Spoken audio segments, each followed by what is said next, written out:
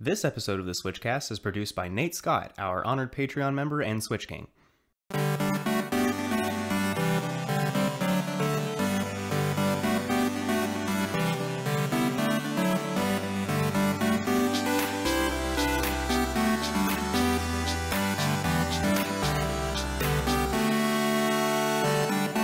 Hi everyone, welcome to the SwitchCast, the podcast for the Nintendo Switch collaborator. I am JV. I'm David. Yes, so Casey is out of town this week.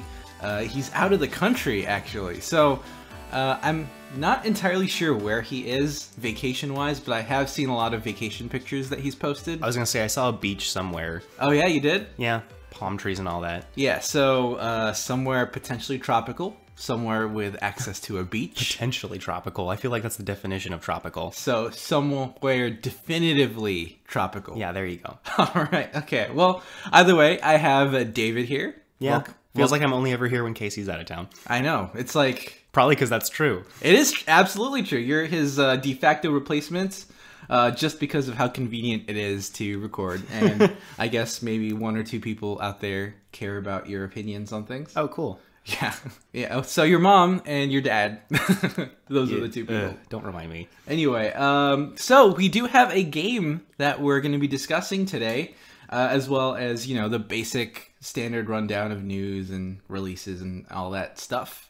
Yeah, and this game has nothing to do with my personal love for it at all. Yeah. Totally unbiased. Honestly, it was actually really good timing because the last time you were on the podcast, you were... It was Fire Emblem Warriors, right? Yes, Fire Emblem Warriors, which, you know, we both liked and we both were super into. And now, right when Casey leaves, we have another game that we both, you know, have opinions on.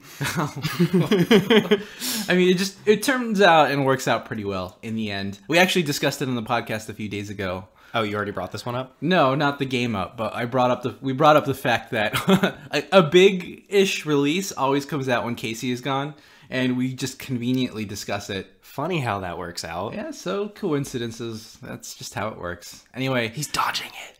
He just doesn't want to talk about the game we're talking about, I guess. But we can move on. Let's talk about the game itself.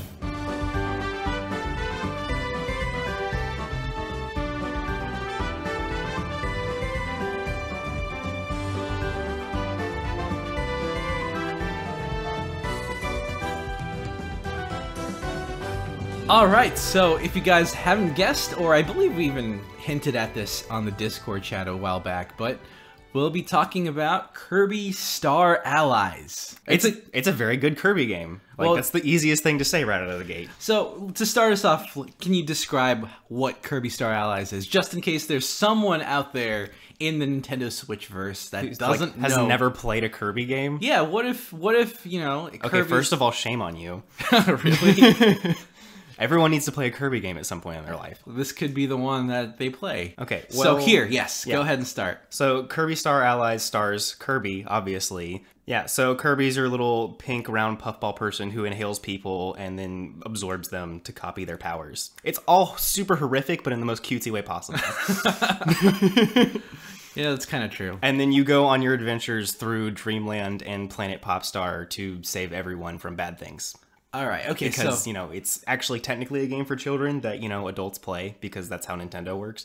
That is how Nintendo works. I think the best part about Nintendo, and even Kirby specifically, is the fact that it transcends age in a way. Much like many Nintendo properties. Right, age demographics don't necessarily matter to Nintendo games just because they're built to be fun, regardless of whether you're in the age demographic intended. Can you describe the, I guess, fundamental gameplay of Kirby Star Allies? So the basic boiled down elements is that it is still a 2D side-scrolling platformer type deal. Okay. So, you know, left stick or left D-pad moves you around. A is jump or float in Kirby's case. Okay. And then you use B to inhale people and copy their abilities or use ability you have copied. Okay. That's the gist of it. Right, and that's kind of a fundamental aspect of Kirby that transcends most games, right? Yeah, like if you've played a Kirby game before, the controls are the same. Okay, so funnily enough, the very first Kirby I ever played was Kirby something Dreamland. Was it the Game Boy Color one? No, not even Game Boy Color. The original Game Boy one? Wow, that's old. Yeah, that was the first Kirby I played, and Kirby wasn't pink. It was a pure green and white gradient screen. And Kirby didn't... Green and white? You mean black and white? Black and green, I guess. Oh. That's probably... Okay, yeah, I can see it. And Kirby didn't actually have any powers. So he would inhale people and shoot them out as a star, or he still inhale does people that. and eat them, and then they just disappear into his ether. Or he could just jump around and fly. So there was no copy abilities. Yeah, I didn't even know that copy abilities were a thing for Kirby back when I first played his, that game. It's kind of interesting to see that such a seemingly iconic aspect of the character was missing on the Game Boy. Yeah, my first real Kirby game, because technically I played Tilt and Tumble first, but I don't count that one. Yeah, it's very different. Tilt and Tumble, is that the that was Game Boy Color? That was the one where you have to literally tilt your Game Boy around and flip it to make him jump. Oh my gosh, I think I remember that one. That one's actually pretty fun though. It was fun, but it's not a traditional Kirby game. Right, that had power still, right? I don't think so. Yeah, it did. You can run into people and they give your Kirby person a power, and it kind of changes the properties of a spinny thing. That might have happened. I was super young when I played that. That makes sense. But my first core Kirby game that I remember vividly was Nightmare in Dreamland, and I was immediately hooked on that one. Which one is that one? That was for Game Boy Advance. Okay. I don't remember if it was the first one for Game Boy Advance, but it was the first one I played. Yeah, okay. It might have been. And it might have been a remake of one of the SNES games, too. Possibly. But yeah, so you liked Kirby ever since you played the GBA versions. And interesting, we both started with handheld versions of Kirby. I mean, he was on consoles mostly, Absolutely, too. he was. Yes, so I do believe he was on the NES. Yes, so from the very beginning, he was both a handheld and console. Actually, thinking about it, I think Kirby Dream Land, the Game Boy Color, or the original Game Boy one I got, was the first Kirby game. Yeah, I wouldn't be surprised. Yeah, I think if you look at the box art, Kirby wasn't even pink. Was he just canonized white at that point? Yeah, because, the Game Boy had I think I remember, picking up that Kirby collection a while back and going back that far and being like, wow, this is very different. Yeah, so it's very interesting how Kirby as a character really evolved over time. And now we've culminated into the point where he is now on a handheld console. Yeah, which is, bringing it all the way back. The ultimate evolution. All the way back. So, I guess, if for the people who have played Kirby games before, what is really the primary feature that makes Kirby Star Allies stand out above the rest? So the biggest main new thing is in fact, Star Allies. So you can copy the abilities of enemies you see, yes, but if you already have a copy ability, for example, and you don't feel like switching, you can press, I forget if it's X or Y, but you throw a little friend heart thing at the enemies, and then they join your team, and you have a little squad of 4 people, and you go beat everyone up. Yeah, it's actually a pretty cool aspect to it, because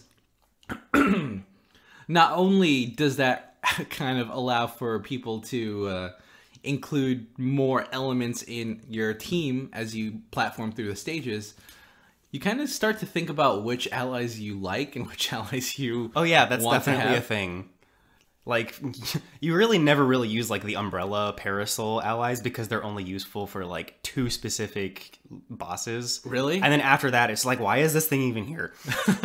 I know. I actually, when we were playing it, I enjoyed the fact that a lot of the friend allies that you can recruit can actually stay with you from almost all of the game, right? Yeah, I mean, if you can manage to keep one alive from the very beginning, it will follow you all the way to the end of the game. Right. So we did beat the game, and we hopped into both co-op and single player in different situations. All the different game modes, and even some of the mini games. Those are always fun. Yes, and I definitely want to stress, Kirby Star Allies is not just allied with AI people. Yes, you have hop in, hop out co-op with people on your couch. Right, so you can have it. This is, I believe it's one of the first, if not the first, 4-player co-op Kirby multiplayer game in the mainline multiplayer series. As far as I know, yes. Well, it was still a ton of fun because I know you're a big fan of Kirby, so I let you do your Kirby deal. But I actually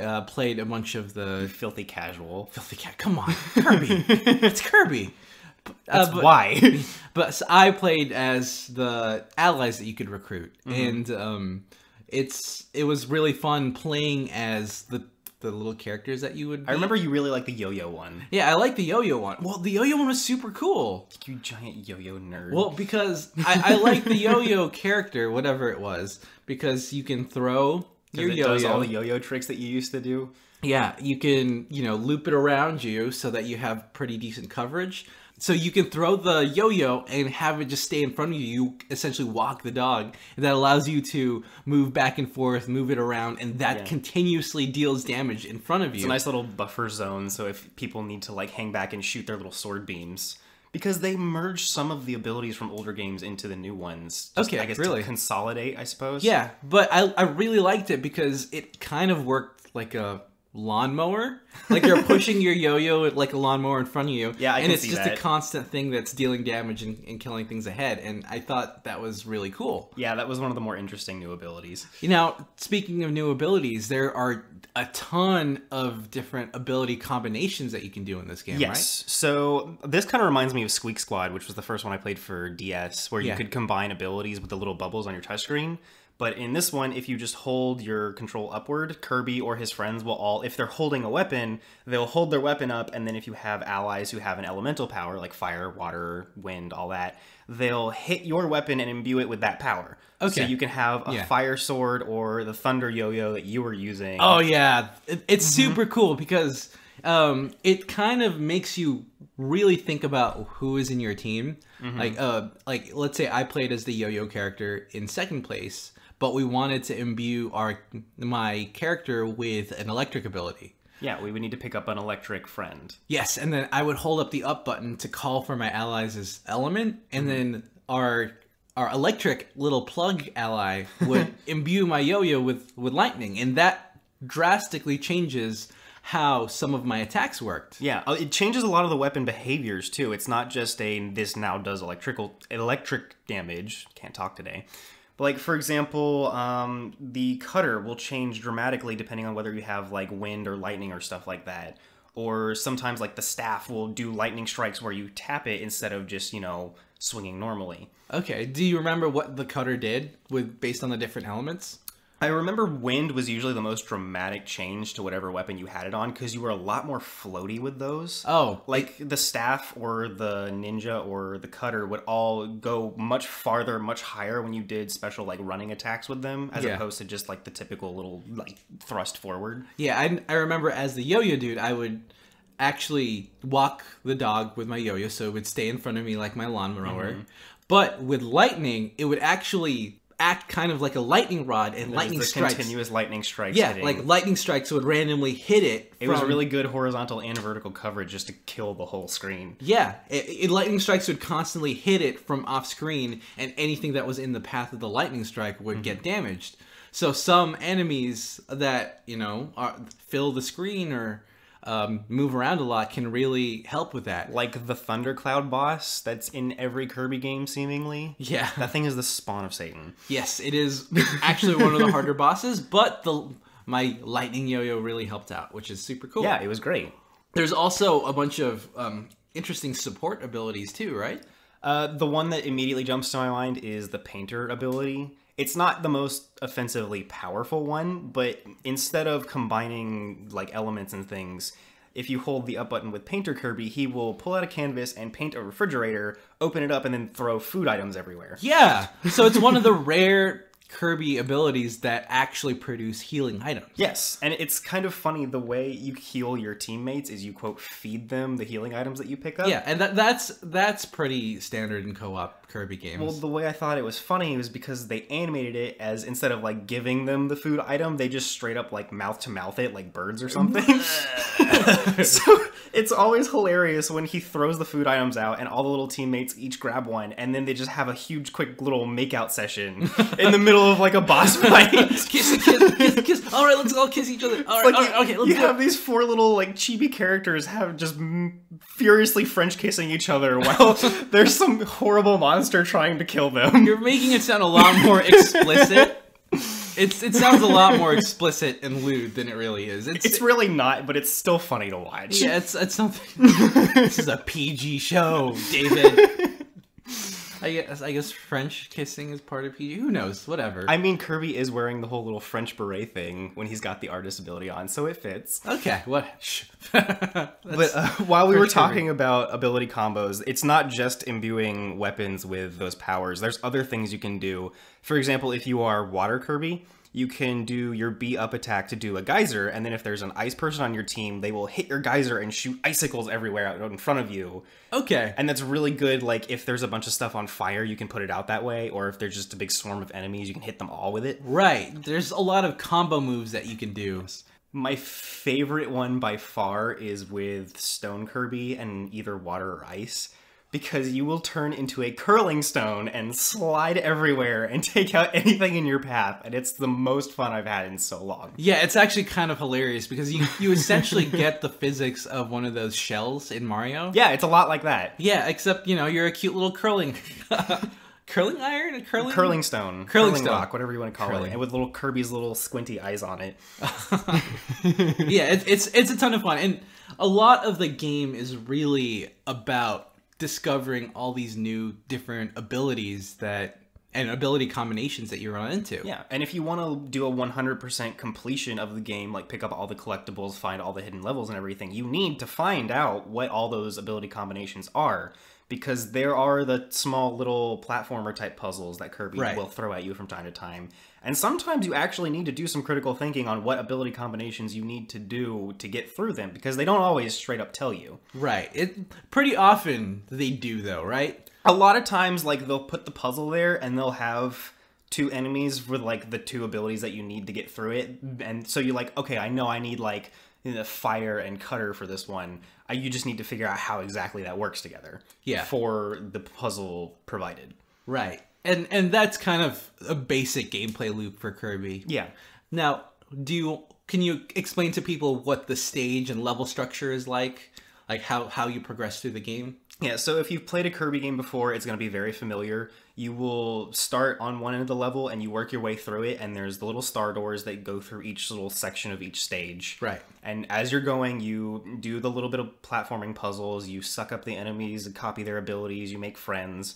And then at the very end of some stages, there's the boss. At the end of the world, there's the main boss, and you proceed that way through the whole game.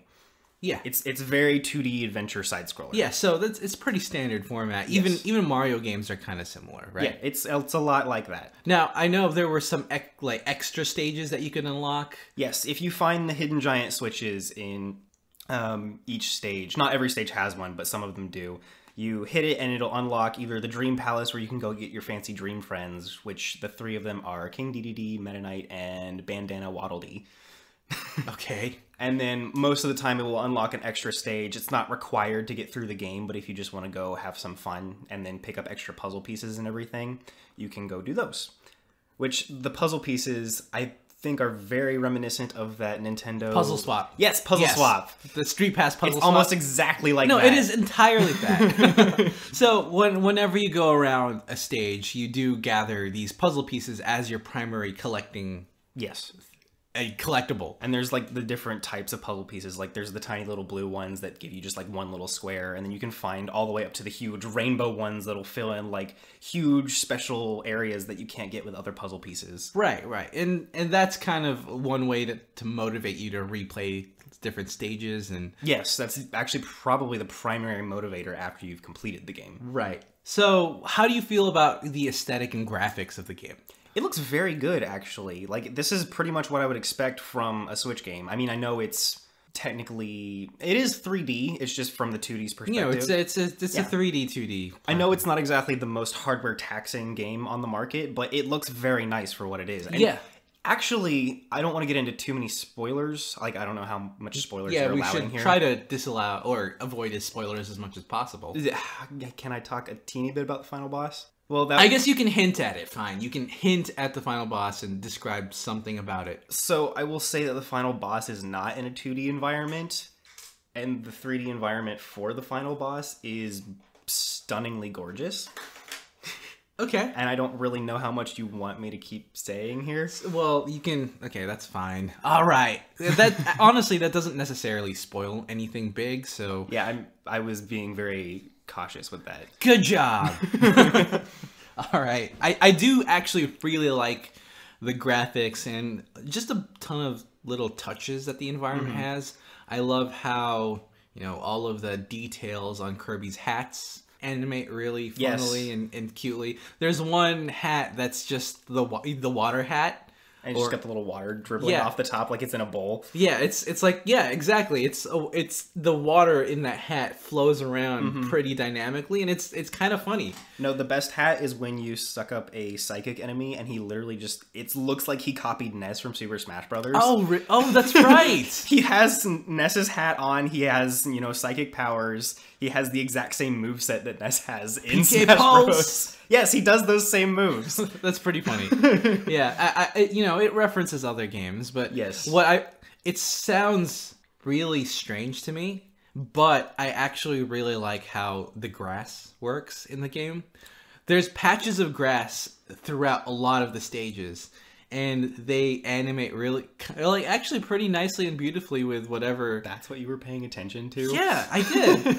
I mean, I noticed that too, but I wasn't really going to make a point out of it. But I liked how interactive it is. Like, if you have the fire element, or if you have a fire ally that doesn't attack, it burns the grass. If you have a sword, it'll cut them. Yeah, and if you have the yo-yo, you hold it out, and then the yo-yo works almost exactly like a lawnmower. A yo-yo is a lawnmower. That's what you can pretty much get from this. Yeah, one of my favorite things was sometimes there were piles of dead leaves in the stages. Yeah. And the cleaner Kirby ability, if you do his dashing attack, a cat will just kind of come out of nowhere and surf on you right into the piles of leaves. And they just scatter everywhere, and it's so fun. Yeah, it's just, really weird little touches like that aren't even really necessary for a game.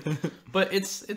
It's like Kirby is just charming all the way through. Yeah, that's really the big word for Kirby Star Allies, or even Kirby in general. It's charming. It's charming and adorable and it's cute. It's just unadulterated joy all the way through. So what did you think about the music of the game? Because I actually found it pretty noteworthy. Yes, I do like the music. It has remixes of the classic Kirby tracks, but there's also new ones that just kind of mesh right in there. You wouldn't even know that they were new for the game because they feel right at home. Yeah, that's actually a really good point. There were a lot of themes that I recognize, even the classic theme. Like a Gourmet Race. Always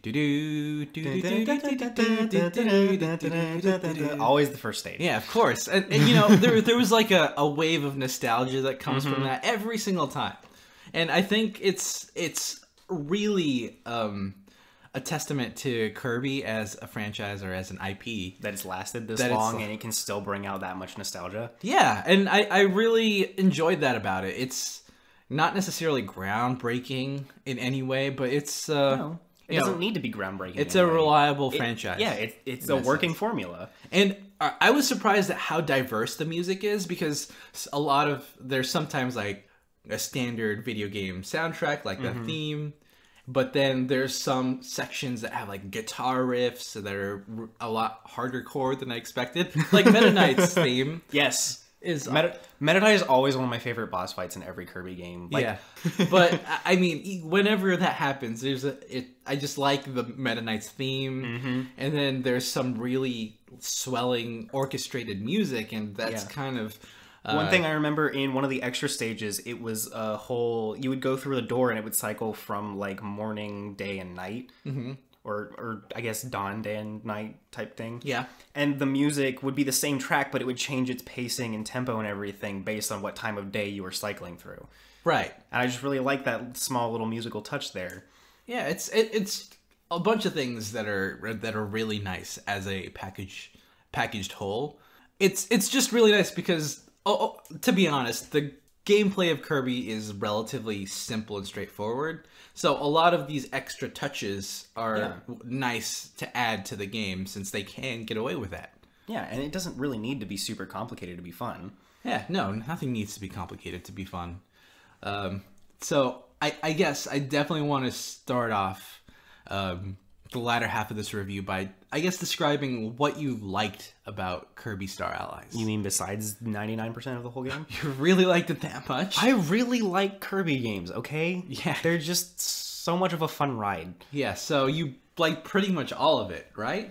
Yeah, like, for example, like, the combos for the abilities, not all of them are just cookie cutter. I think we were talking on this before. Like, if you have a staff weapon, the Bluster Staff, which is the wind, will behave very differently from the fire or lightning staff, because the Bluster Staff, like, you'll do your lunging attack with it, and you go super far and kick up a tornado and everything. You can, like, blow the weaves away. Wow, I just butchered that one. Anyway. Blow them weaves away! Let's do it! My brain worked so well. Yeah. It's okay, we'll blow those weaves away for you. You get what I'm trying to say. Yes, kind of. As much as I love the staff ability, it is the one that killed me the most because I would constantly... There's a move where you can, like, kind of do a pole vault attack with it, but it flings you downward. Oh! And I kept throwing myself off the edge of the stage. Well, luckily you get, like, 1,000,000 lives in this game. Yeah, they're very generous with your stock of lives in this game. You really have to be trying to run out.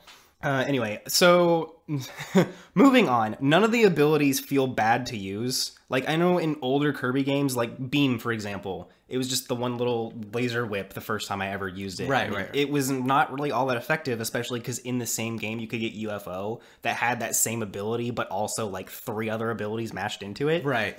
Well, UFO is not in this game, but Beam has been buffed, as you would say. Yeah, okay. It's the most broken thing I've ever played in a Kirby game. Why is it so broken, you think? So, I know you played it while we co-opted, and it was actually really strong. Yes, so... damage per second wise, like DPS wise, the Beam right? itself, like, I guess just by nature of being on a stronger hardware, it hits more frames in the sweep, so it hits more times per swing. Okay. So it actually does a considerable amount of damage just for the base beam attack, but it also has like this one weird grapple thing I kept doing that would like launch people with the beam. I don't know how I was doing it, but it was really cool. It's psychokinesis. I guess you can charge it up and do a pretty strong projectile attack. Okay.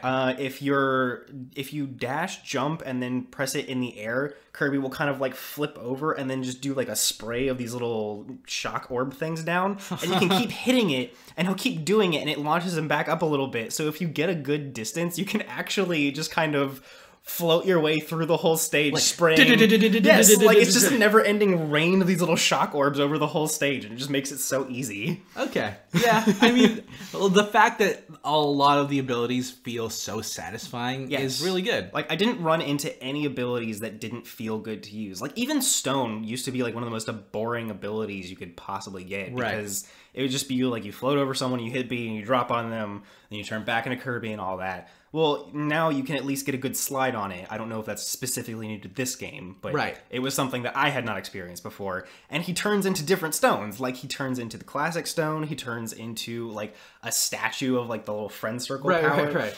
Now, that's kind. I think that's kind of a classic callback to Kirby. Like, he turns into different stones sometimes, right? Yeah. At least he turns into different stones in Smash Bros. Yes, he does. Yeah. But you're right. And even the fact that there are different interactions with the stone ability from your allies. Like the wind, water, and ice ones turning you into a curling stone. Yeah. It's so fun. Yeah, that's really interesting. And I actually found it to be interesting how the physics of the curling stone's movement changes based on the ability. Yes, that is true. Like, the wind stone will get you a lot more horizontal distance than the ice or the water. But the ice will actually slide much further on the ground than either of the other two. Right. And that was something I noticed when I had both a water person and an ice person on my team. When I did the curling attack, we were fighting a boss, the water person would hit me first, and I would slide around as the water stone and hit the boss a couple times. And then while I was still going, the ice person would come in and hit me and keep me going. Oh, yeah. I was like, oh, this is cool. Yeah, the AI in this game actually felt like it wasn't inhibitive to your experience. Yeah, like most of the time, the friends actually are mostly competent. Yeah.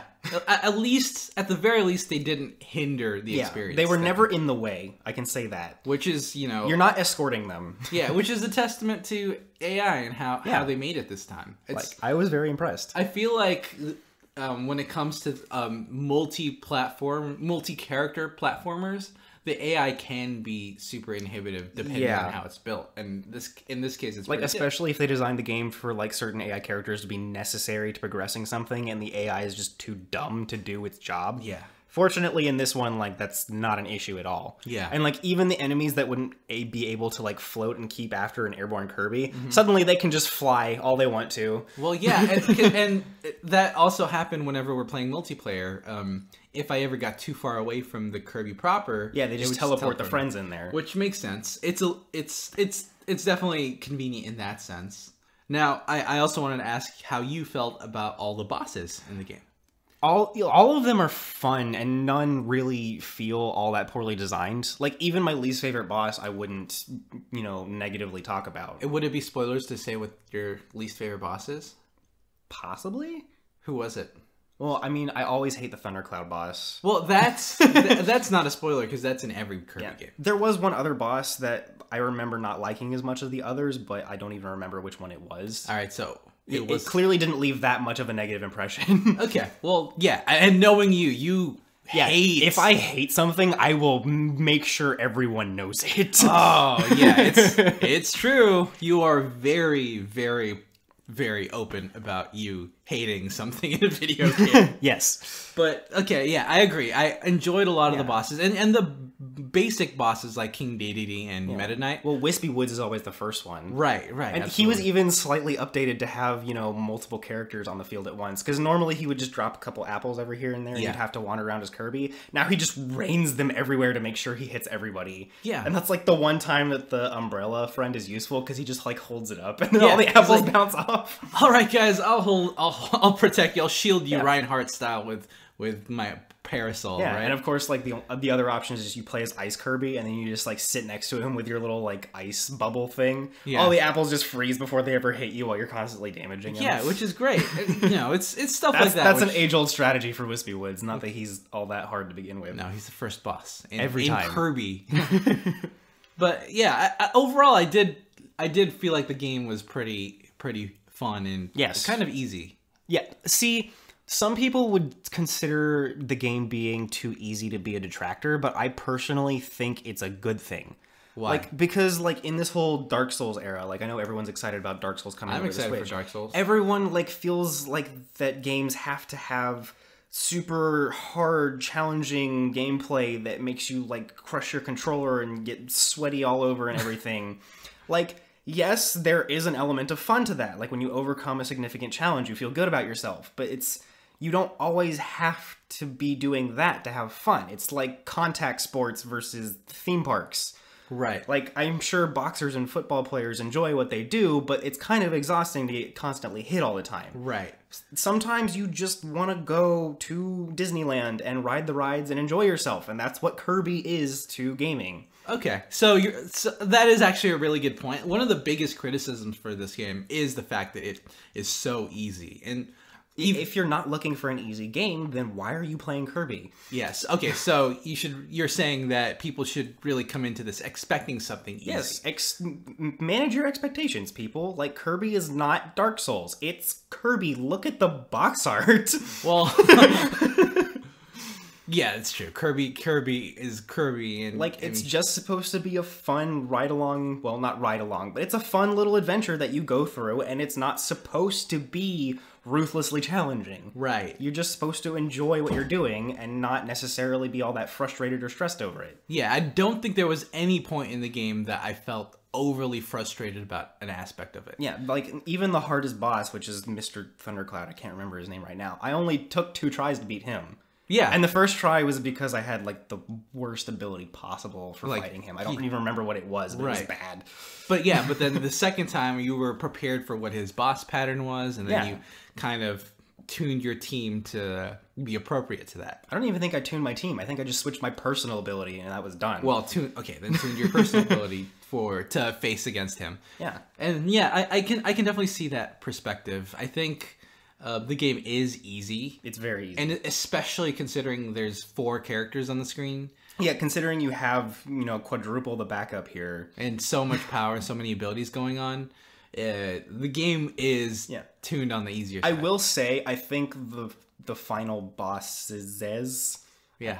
Were easier than they should have been because I specifically picked up the artist ability for them so I could keep healing my team. Yeah. I think if I didn't have that one, it would have been a lot harder. Yeah, I noticed that. You're like, you pulled off some clutch heals with your artist. Like, it has a lengthy cooldown on how much you can do that, but it's not so punishingly long that you only get like one per fight. Yeah, but still, you're right. Yeah, there were times where like the whole team was about to die. I'm like, refrigerators, food, everybody kiss. Oh my gosh. Everyone kiss. That should be the name of this episode. That's it. We got the episode name. That's the name of the episode. Everyone kiss. Yes. Yeah, let's go for it. Kirby Star Allies and everyone kissing. But I agree. The game is easy, but that's kind of the point. And if you're looking for a more hardcore challenge, yeah, then why are you playing a Kirby game? Yeah, then Kirby's not necessarily the game for you. But is it so? Did you feel like it's so easy that you just steamrolled the whole thing?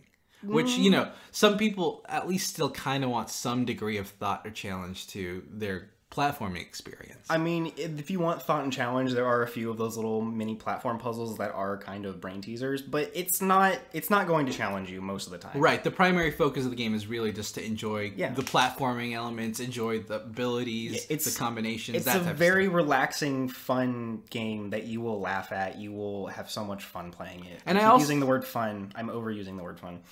You can never overuse the word fun. Fun. Yeah, well then Kirby's the game for this. Yeah. Well, I agree. I also thought that the difficulty level is actually tuned pretty well for casuals to be able to join in and play. If you're a more hardcore gamer, but you're a Kirby fan, you can play as Kirby, have anyone else join your team, and if they're having trouble, you can essentially carry them throughout the game. And if you want to just like solo the game and make it harder without having your backup squad, you can dismiss the friends whenever you feel like it. Right, and then you can just essentially solo the game. Yeah, so like if it requires them to get through a specific part, you just grab them, have them open up the door for you, and then you just get rid of them. Or if you really want to, like, I thought it was funny, you can inhale your friends and copy their abilities. Yeah. But they don't come back out like you would expect. Oh my, what? He kills his friends to copy his abilities. Oh my gosh. Like, Kirby is a monster. It is funny, because especially you noted this during the very first boss. The what was it? The tree guy? Wispy Woods, yeah. Wispy Woods. So, at the end of the Wispy Wood fights, like, they just beat him up so horribly bad, and he's sitting there super sad, depressed, and crying, and they just don't even pay attention to him, and, like, something that they're after, like, floats away, and they all just rush off after it, not even to bother to check if he's okay. Yeah. So, and then they just do, like, a victory dance. Yeah, like...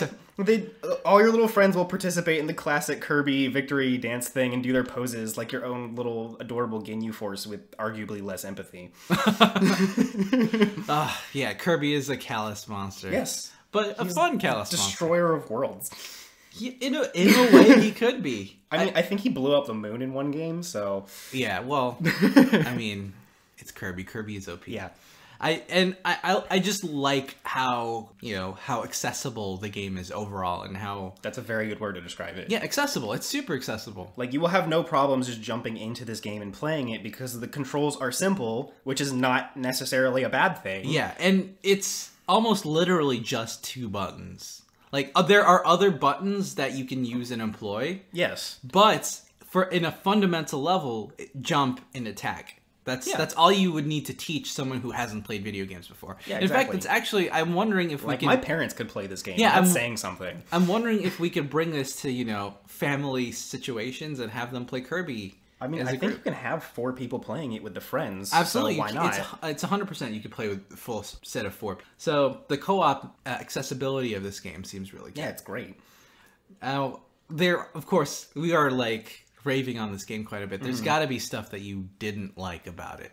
So this could just be my personal memory, but the game felt shorter than other Kirby games I've played. I think it is just generally short. I believe that was one of the criticisms. It seemed like there were less overall worlds to the game than there were in previous Kirby games. Right. But that might just be me. Well, no, I did feel like the game was shorter than most Kirby. Like, I was having so much fun. I didn't want it to end so quickly. But it only took me like 2-3 days to finish this. Yeah, well, it didn't help that whenever we did co-op, we're kind of already hardcore gamers. Yeah, we were kind of blowing through it faster than we should have. Well, no, it's just how it is. Oh, and we have to make that note. It is an easy game. It's not going to be difficult. It's not going to be challenging. And the game itself is short, so you will probably blaze through it quicker. I wouldn't call it short, but it is shorter than what a classic Kirby game is. Yeah, I think we got through it after about 8 or 9 hours total. Maybe 10? I'd say more than 8 or 9. You think 10? 10 to 12, maybe. Okay, so that's a decent amount of time, but considering the era of like Monster Hunter, where you're getting so many hours, hundreds and hundreds of hours, or Odyssey, spend so many hours. Breath of the Wild, you spend so many hours on that. Kirby is a shorter game than any of those. I mean, there are also the co-op modes and little mini games to kind of expand that. It's worth noting what the mini games are, because Kirby is very, it's always had mini games, and it's part of its lifeblood. Like, can you describe some of the mini games? The one that comes to mind immediately is the whole wood chopping one, where everyone has to chop their trees as fast as possible while avoiding the little evil caterpillars and the spike balls, and launching those into other people's trees at the same time. Yeah. That was fun. Yeah, you were really good at that one, actually. Yeah, well, it was kind of like a rhythm game. Yeah, I'm terrible at those, and you just... Why do you play so many of those? Rhythm games? Yes. I love rhythm games. Guys, he has like 15 of them on his phone right now. It's true. Then there was... What was the other one? There was the slugger one. Oh, yeah, I was about to say the baseball one where you have to hit the meteors back. That one was fun. Which is pretty cool. And then there's the more standard alternative... Like boss adventure rush. modes. Yeah. Yeah. There's boss rush, where you can choose who your allies are. Yeah, you choose your team and you go into the boss rush. I obviously chose Painter Kirby because it's broken. Yeah, oh my gosh. Healing in Kirby is OP. Yes, please nerf. It kind of is. I'm not gonna lie. Please nerf. And yeah, it's kind of interesting because it had like a character select screen that's similar to like fighting games. Yeah, like a fighting game. Yeah. Yeah, and I was wondering if I actually really wanted to have a fighting game mode, kind of like the Battle Royale game on the 3DS. I was going to say, the 3DS did that. Yeah, but all of those were actual Kirbys wearing the little ability hats, right? Yeah. And this one, you actually got all of the different enemies and got to play as them, and they all had kind of... Including the Dream Allies. Like, you can play as King Dedede if you want. Yeah, and they all had different abilities, and that reminded me of Kirby Smash, and I was hoping... They could have brought that over into this mode, but they didn't. And it does remind me, there was the other mode where you can play through most of the game again. Like, there's certain portions, like it doesn't unlock the extra stages, but you can play through the game again as just the little friends without Kirby. And it's kind of like a time attack mode. Yeah. And you pick up little power-ups and everything. It's actually really fun. Yeah, it's fun, but...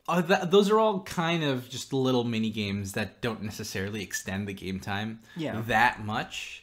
Fun little party game, though. Yeah, it is, and it's something that we should caveat, right? Yeah. Like, there's mini games. It's something that you would have fun with for a little bit, but once you beat the game, there's not that much left. Yeah, and then there's a couple of mechanics that I wasn't really the biggest fan of. The only one that really bothered me was like certain enemies, like sometimes mini bosses, would leave behind these little ability trophy things. And if you touched them, you would get that ability in place of whatever you had. Right.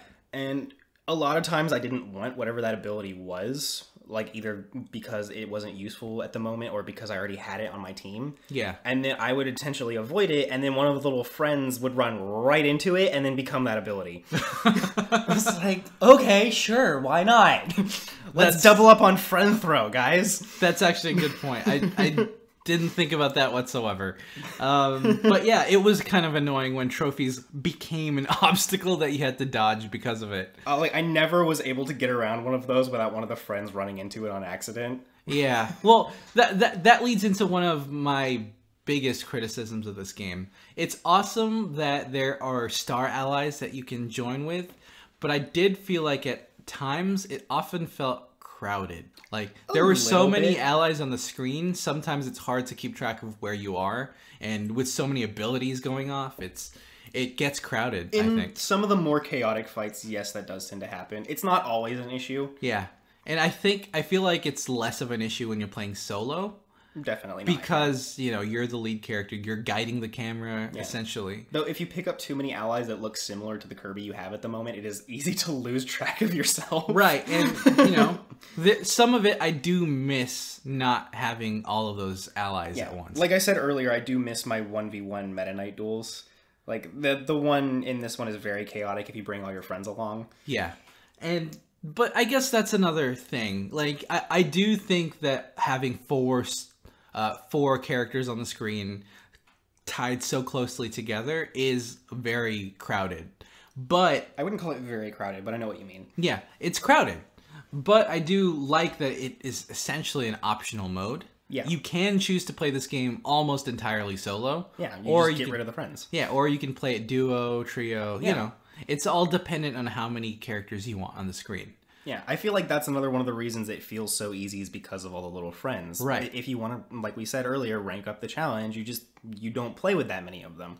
There's nothing forcing you to have all of them on your team. That's true. Occasionally there's like a door that requires extra friends to open, but you just go pick up a few, open it, and then get rid of them. Yeah, exactly. I think that might be an interesting way to play the game. It might be an extra challenge that you can impose on yourself. Just classic mode where you're just Kirby. Yeah, or Kirby and a friend, or Kirby and two friends. You know, you just scale the number of allies you have based on how difficult you want it to be. Or how many people want to play.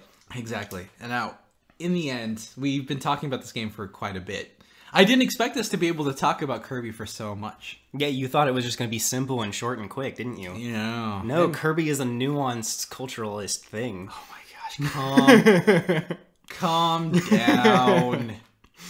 Yeah, well, I mean, I definitely would like to say whether I feel like you would recommend this game. For the most part, yes. Oh, yeah? I don't know if the length of it justifies the complete full retail price, but like if you see it on even a slight sale, go ahead and get it. Yeah, so I do feel like the game is worth getting if you're looking for something that is a fun and relaxing and a whimsical experience. Oh, whimsical, that's another good word. Yeah, it's a good word, right? Whimsical and charming experience. Let's combine the two.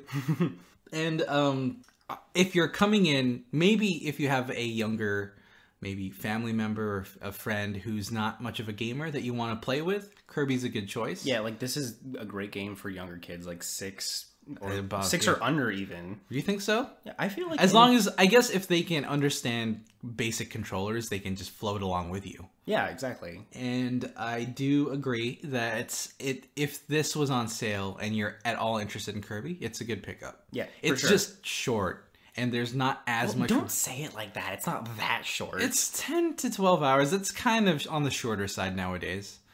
For full retail price, I think that might. It depends on your philosophy of length, really. I guess. And I think I would recommend it to people who, like Kirby and have those specific mindsets going into the game. Now, if we could just get them to remake Kirby Air Ride for the Switch.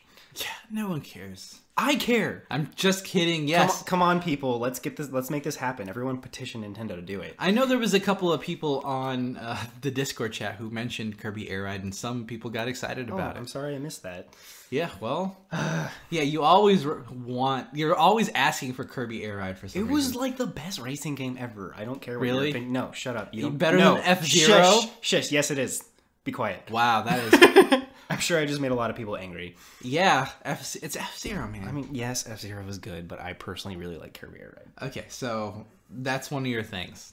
Mm-hmm. Now, I guess just to reflect real fast, what are your favorite moments about the game? The final boss, for sure. Like, again, I don't know how much I can really reveal here, but it was... don't want to overuse this word because it's kind of lost its meaning in modern day, but I think it was really and truly epic considering the game it's in. Yeah, I guess it was the scale of your expectations with Kirby. Like, the dictionary definition of the word epic actually applies here. Yeah. Once you get to the final boss, it's a spectacular final boss. Yes, like, I wasn't expecting... Well... I don't know what I can and can't say. Yeah, you weren't expecting the thing that happened to happen. I weren't expecting a lot of things that happened in that to happen. So there you go. It was very, very, very fun, though. And it was a satisfying final boss for sure. Mm-hmm. Now, is there anything else? Ironically, the end game credits had a little mini game in them where yeah? you're competing with your friends to see who can take out the most like little mob enemies and earn points. Okay. And then like King Dedede shows up at the end, and whoever gets him, the last hit on him gets 5,000 points. I actually lost to the stupid little beam friend because his ability is so broken. Please nerf ability. The beam ability.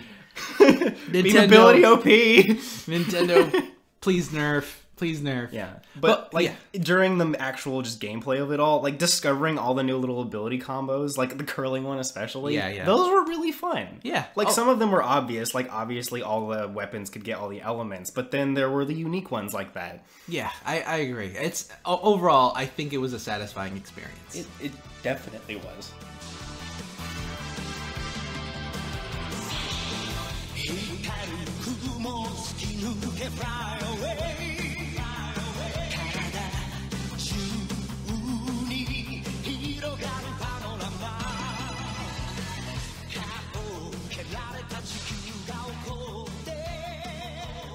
Well, anyway, enough about Kirby. Let's do the news rundown. There was a lot of it this week, wasn't there? Yeah, there was quite a bit of it, and I wanted to touch on the Nindie Direct that happened relatively recently. It was actually it was Tuesday, right? I believe so. It was actually pretty quick Nindie Direct, Nintendo Direct. Direct. Just a couple minutes. Yeah, 10 minutes, and I was surprised at how short it was.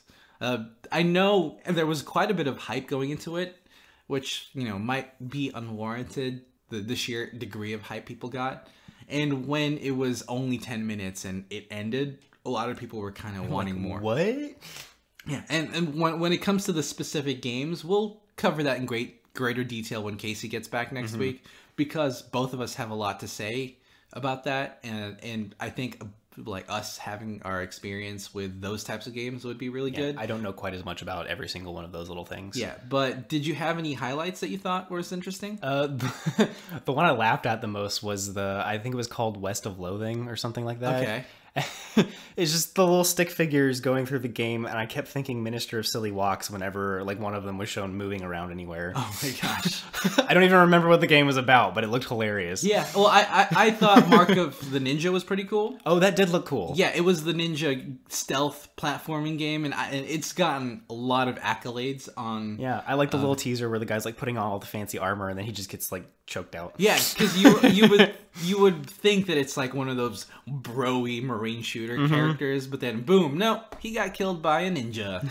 That was pretty cool. Now, there was also one other game that we saw, the Just Shapes and Beats. Yeah, the fancy rhythm game. Oh, I guess it's not technically a rhythm game. It's a rhythm bullet hell game. Yeah, it's a very interesting concept. I don't know if it's been done before, unless you count Toho. No, there's no rhythm to that one. Yeah, I know. But yeah, it's something I wanted to bring up because we did actually play it at PAX South.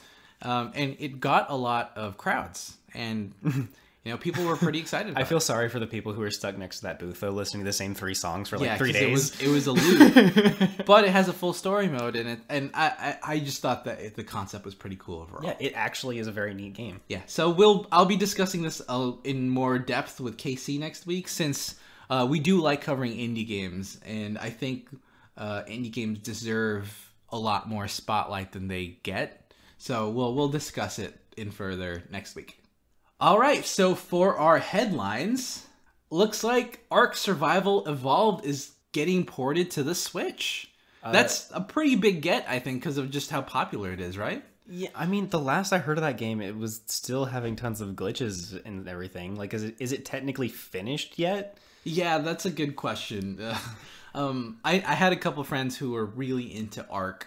And it has a very storied development history, and I feel like the company that is working on Ark, is very forward looking. Like they're constantly looking at their next edition, at their next port, etc., etc. Like, I'm excited that it's coming to the Switch, but like it would be kind of bad for it to come here and then still not be in a fully working state. Yeah, it's very infamous for lots of bugs and problems that are introduced with each update and not often addressed. Didn't they release like a full DLC before they even solved all of that? Yeah, it's a storied development history.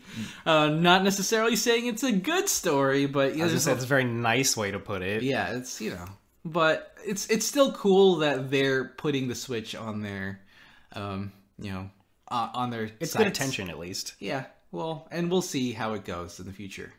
Now there's Ease 8, which is also being ported from the PS4 to the Switch. How do you say it? Ease. Okay. You thought it was wise? I didn't really know how to say it. I was just gonna kind of guess. Yeah, so that's coming out on the 26th, I believe, and June. Yes, June 26th. So it's actually a pretty big deal to some people. There's also A Way Out. Have you remember that game? I do remember that game. Yes. So that's coming to Switch now, right? Yes. Or A Way Out. Possibly coming to Switch. They hinted at it coming to the Switch. So if you guys don't know what A Way Out is... I mean, the Switch actually is a great console to have a co-op game like that on. Yes. So it is essentially a Prison Break co-op game, third-person controlled, but it is a pure co-op experience. And there's a bunch of moments where you actually perform a split screen and play your characters from different perspectives of the same cutscene. So I actually haven't played that game yet. Are the controls doable with just the split Joy-Cons, or would you need full controllers for that? I'm not sure because... So actually, I do think it's just coming out this coming weekend. So... Oh, cool. Well, it's cool that they're saying that they might support the Switch. It might be a hardware difficulty, but considering Doom and Wolfenstein came out, that's true. Man, well, I'm not saying the Switch couldn't run the game. Like, I'm sure it could.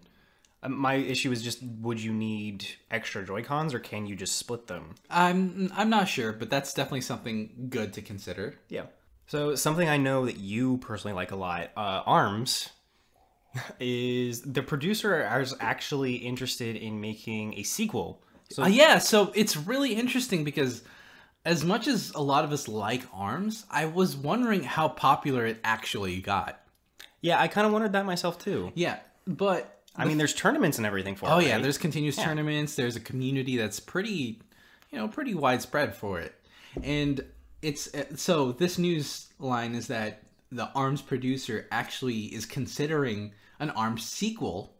And with quote unknown stories, if I remember. Yeah, exactly. And I didn't think the stories were all that deep to begin with, but okay. Well, there isn't a story really, but now maybe in an ARMS sequel they can start delving into more story mode stuff. Surprise, open world. Open world ARMS. I think that would be fun. It's like, are we just playing Spider-Man 2 at this point? Wow. It's just cool to hear that ARMS is popular enough to be considered, like, for a sequel to be considered for it. Yeah. Speaking of fighting games, I remember there was news about Pokken Tournament. Yes, that's right. So I believe the Blastoise DLC is coming out this weekend for Pokken Tournament DX. Is it the footage for it? Yes, it's the footage. It's coming out March 23rd, so this weekend. I feel like Blastoise would be very much up your alley. Why do you say that? I actually didn't get to see what the gameplay looked like. Can you describe how it worked? He looks very slidey and I don't know if floaty is the right word, but he kind of surfs when he moves. I mean, that makes sense. He's not literally surfing, but he's very much a tanky character, which I know you love. Yeah. And he's got his very methodical approach with his hydro blasters. And something I thought was cool was that they gave him a lot of moves that you would see people using in like the DS games for competitive. Like I saw him using Dragon Pulse. I was like, oh, really? Hey, cool. That's interesting. Okay, because he would have that ability. Yeah, especially as a mega with the Mega Launcher and all that. Yeah, I like that, and it's honestly one of those things where I'm absolutely welcome for more content for that game. It's something that I'm glad that they're supporting continuously. And while we're on this fighting game trip, Smash Bros, speaking of. Yeah, so apparently there's 2 bits of Smash Bros news. So apparently in E3, Nintendo is planning a Super Smash Bros. And Splatoon 2 invitational tournament. Well, that's fancy. This was actually just revealed very recently, like within the last, I don't know, a bit of time. But a bit of time. Yeah, well, I mean, like hours, couple minutes. I don't know, but it was really revealed relatively recently that there's gonna have a Super Smash Brothers and Splatoon 2 invitational That's tournament. actually pretty cool. This means that we're getting gameplay of Super Smash Brothers at E3 this year. Oh, it's gonna be with the new Super Smash with Brothers? the new Super Smash Brothers. I think that's super exciting. How soon is E3? June, early June. Okay. So it's confirmed that we're gonna see something there, and Sweet. I'm super glad that that's happening. Other Smash Bros news while we're on the subject. Kind of news, but yeah, I don't know if you'd really call this news, but it's interesting. Funimation tweeted that they actually want Goku to be in the new Super Smash Bros. Game. Yeah. So I know a lot of people have been trying to get Goku petitioned into a game since forever. Yeah, but it's so weird because Goku is an anime character, right? Well, I mean, they got Bayonetta of all people. But Bayonetta's a video game character. I know. But, you know, Goku's been in plenty of fighting games before. It's not like he would be new to the whole thing. Right. Like, I'm pretty conflicted about this because, one, it would be super cool to have Goku in Smash. It would be super cool. Like, no one can deny that that's cool. Like, Final Smash, obviously. Like, you know... Gigantic Spirit Bomb. Yeah, exactly. Yeah, okay. Or it'd probably be Kamehameha. No, I feel like Kamehameha... I guess it's That's one or the more other. Iconic and doesn't take 3 hours to charge up. Yeah, okay, but it's just or he could do another transformation. Like could be. He has plenty to pick from. It's true. It's true. I just feel like since Super Smash Brothers is kind of a conglomeration of different video game based franchises. Yeah. I feel like Goku would seem so out of place in it. Has there been any non-video game character that's been in it ever? There's Cloud, video game character. Bayonetta, video game character. I mean, Mega Man got an anime. No, but Sonic got an anime. But it... oh my gosh. You're not wrong, but it didn't start off as an anime. It was a game first. See, I know you just want Phoenix Wright to be in Smash Bros. Now. Yeah, I would... Okay. I mean, the 2 characters you wanted most were Mega Man and Phoenix Wright. Well, I have one half. Yeah, Mega Man got there. And they were both in Marvel vs. Capcom, so it's not completely out of the realm of possibility for Phoenix to be in Smash Bros. That's true. We could speculate about which characters will show up on Smash all day. All day. Oh, yeah. But Bring Wolf back. I don't think Goku will be a thing. Regardless of whether if he's popular enough, it could happen. No, it's just I feel like they're gonna stick with just video game based characters. I mean, he has a video game. He has lots of video game centric. Now, one last headline that I want to cover is something that they wanted to keep pretty subtle, but was not subtle whatsoever. Is this the Project R thing? Yes. So Sonic, the Sonic Twitter, actually released kind of a video gif of what's called Project R, and it's basically the Sonic Racing logo. Yeah, right. It's exactly the Sonic Racing logo, but with only the R highlighted. Yeah. The weird thing was when it was doing the little teaser image, it was showing images of basically an actual normal car. Right. Like it wasn't like the whole Sonic Racing fancy vehicles. It was like a Need for Speed type car. And so I'm wondering what's quite going on with this. Yeah, and then it transitioned into something more fantastical into that Sonic R or Project R title. Yeah. We don't know if this is coming to the Switch, but honestly, it likely will be. Yeah, like probably. And lastly, for updates, there is a new Splatoon 2 weapon, which is the H3 nozzle nose. If I remember correctly, that is from the original game, too. I believe so.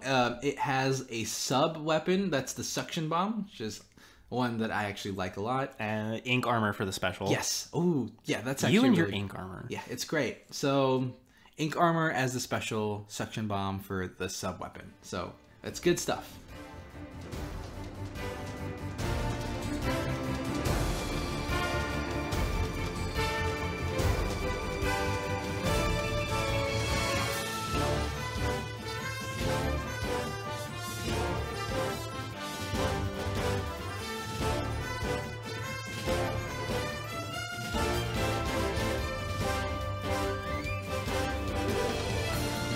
Now for games down the pipe, you want to do that one? For March 22nd, we have Slayaway Camp, Butcher's Cut, then Gekido, Kintaro's Revenge, Opus, Rocket of Whispers, ACA NeoGeo Word Heroes 2 Jet. Wow. Yeah. It's NeoGeo. That's a mouthful. It's NeoGeo. They have names like that. Eat Beat Dead Spike San. Oh, Dead Spike San. Arcade Archives Moon Patrol, Soul Divide Sword of Darkness, No Thing, in all caps no less. No Thing! Witch and Hero 3. And that's all March 22nd. Wow. Yeah, so coming out in 2 days? Yeah. Or tomorrow. So March 27th, Castle of Hearts, Atelier Lied and Swell, The Alchemist in the Mysterious Paintings. That's another long one. Outlast 2. And Warp Shift. So, you know, there's a bunch of stuff coming up in the next week. Nothing incredibly big. Outlast 2 might be considered pretty big. Yeah, a lot of people like Outlast 2. Yeah, and it's another horror game on the Switch, which is an underrepresented genre. I mean, when you think about Nintendo's reputation, it's kind of understandable. Yeah, but that's what's coming out. And lastly, while we didn't have a community pulse pushed out, I did want to cover one of the more interesting Facebook posts that someone brought up on our Facebook group. So this is from Joshua Taylor. He said, "Any ideas on why Nintendo refuses to let these collections release on the Switch? I'm assuming it's their doing anyway. It's not like we have Virtual Console over a year in, and they'd most likely never release Disney games anyway. We don't know what's coming in with a possible Virtual Console, but could these really hurt it that bad?" So, for reference, Joshua is referring to the non-release of various collection games. The ones he's referring to specifically is the Disney collection and the Sega Genesis Classics collection. And I believe he's throwing a bit of suspicion on Nintendo regarding why these collections aren't being released on the Switch.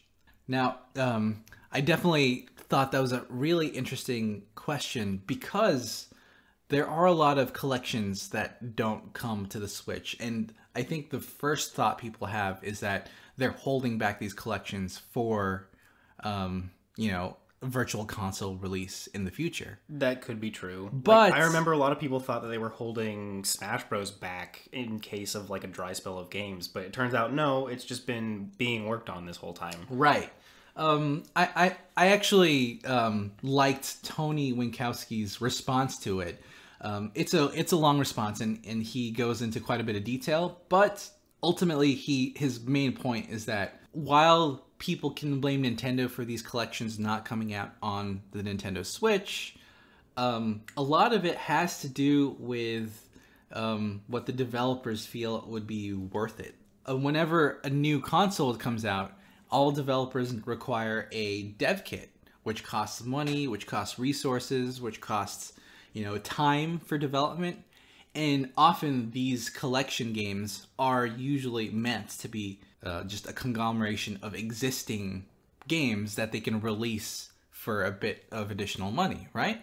Yes, though I think one limitation might be porting those things to the new hardware. Right, exactly. So this isn't my area of expertise, but I can guess. Yeah, these dev studios might not consider releasing these specific collections onto the Switch just because there might be licensing or you know, problems, and it might not be worth expending human resources and money on the development kits. Especially if they have like another game they really need to work on. Yeah, it's, you know, I would definitely be welcome to these collections, like the Disney or Genesis collections. Like, no, I understand. These are excellent games. Like, I never personally played the Disney ones, but the Sega Genesis I could certainly get on board with. Oh, yeah. But I remember, like, there were some things that were collections of games that were really just not worth getting. In the end, I thought that was an interesting conversation, and they go in deeper lengths within the thread itself, and even KC made a comment in there. So if you guys want to join in on that conversation, I would recommend you hopping onto our Facebook group and checking it out.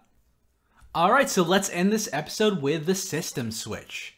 So David, if you don't know already, this is a new segment, new-ish segment, where we kind of briefly describe and discuss a game that we would love to be on the Switch, but aren't on the Switch yet. So, like that Shadow of the Colossus remaster? Yeah, okay, that's a good one. Why? I know that was PlayStation only, but, you know. Yeah, so why would you want that on the... Well, what is it, and why would you want it on the Switch? So, I don't know how much story I can give away with this, even though it's a 20-year-old game. Well, yeah. Oldish. Basically, a guy is trying to bring his dead girlfriend back to life, so he has to go kill a bunch of giant monsters to do it. I mean... It's very simple in premise, but it's a very, very fun game the second time through. Right. It's like I know that game is very lauded for its spectacle and just the sheer scale of the monsters that you fight. Again, it's epic. Yeah, and it's I would agree. I would love to have that on the Switch because I think it's a game that is actually pretty pick up and put downable. It is. Yeah, you can pick it up, fight one of the epic Colossus monsters, put it down. Colossi. But yeah, okay, I agree with you there. Now for me, my pick is Final Fantasy 15. So I understand where you're coming from with that, but I don't know if the Switch hardware can handle something quite that graphically intensive. Yeah. I only bring this up because of, there were talks and rumors of the Square Enix team considering putting Final Fantasy 15 on the Switch. Now, whether that's technically possible is unlikely. If it can be done, I'm all for it. Yeah, but this is a segment where I can dream, and this is my dream. Hey, so Justin, for those who don't know, what is Final Fantasy 15? It is a JRPG, actually open world, which is, relatively... Yeah, that's new for Final Fantasy. Well, it's not like new, but, it's really nice to have another open world JRPG. Yeah, it's an action RPG mix in the Final Fantasy world with a unique and interesting story based on 4 characters that you grow to love over time. So. How descriptive. Yeah, and spoiler free. But yeah, that's my choice for System Switch. All right, so that's the end of our podcast. Again, special thanks to you, David, for joining the podcast. Oh, no problem. It was such an inconvenience to get here. I feel like I deserve so much more thanks. I rescind my thanks. I had to walk all the way from my bedroom for this. Yeah, right? Yeah, okay. I did give up fighting Devil Joe for this, though. Oh, that's right. Monster Hunter World. The Devil Joe's out now. Now or soon? Tomorrow, I think. Yeah, okay. Well, either way, thank you so much for showing up. Casey's not here, but he will be next week. And we have an exciting episode because I believe we have another even more special guest. Oh, well, thanks for that backhanded compliment. Get back to Good night, sir. I said good night. Get back to me when you actually develop the game. Have you? More than you. Anyway, bye. Goodbye, everyone. And until next time, switch it up. Thanks for listening. You can support the SwitchCast by visiting us at patreon.com/theswitchcast and join the review crew by rating us and subscribing on Apple Podcasts or wherever you get your podcasts from. Also check out our Discord chat where we have an enthusiastic bunch of Switch fans in a family-friendly environment. Also join our Facebook group for daily discussion and quite a bit of activity towards the Switch itself. You can also contact us directly via email at kc@theswitchcast.com and jv@theswitchcast.com. Talk to us on Twitter at TheSwitchCast. Thank you, HeatleyBros, for the theme music. And check us out on our website at theswitchcast.com, where we will post all relevant links and show notes. Promotional considerations provided by publishers in the form of review copies of games.